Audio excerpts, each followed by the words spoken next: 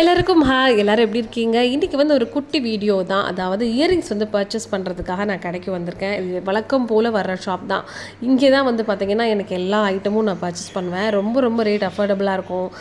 இந்த மாதிரி covering items, இந்த மாதிரி தோடு வலையில் ஏதாவது வாங்குகிறோன்னா அது வந்து சீக்கிரம் வெளுத்து போகாது. பசங்களுக்கு மோஸ்ட்லி இப்போ நம்ம கோல்டு யாருமே வியர் பண்ணுறது இல்லை இல்லையா? அதனால எல்லா விஷயமும் நான் இங்கேயே வாங்கிடுவேன். ஸோ இன்றைக்கி பசங்களுக்கு தோடு வாங்குறதுக்காக தான் வந்தேன்.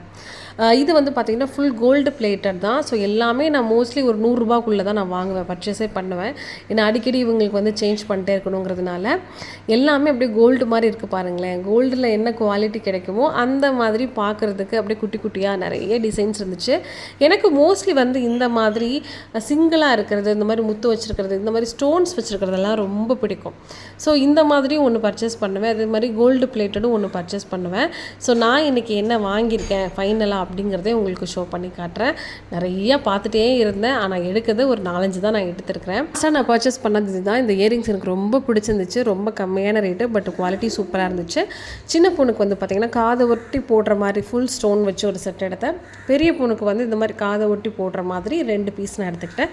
கருகமணி பொட்டி எல்லாம் வாங்கியாச்சு. மொத்தம் என்னோட பட்ஜெட் சேர்த்து எனக்கு 500 எடுத்துகிட்டு வந்தேன். 500க்குள்ளே எல்லாமே நான் பர்ச்சேஸ் பண்ணிட்டேன். உங்களுக்கு நான் வாங்கியிருக்க இயரிங் பிடிச்சிருக்குன்னா மறக்காமல் லைக் பண்ணுங்கள்.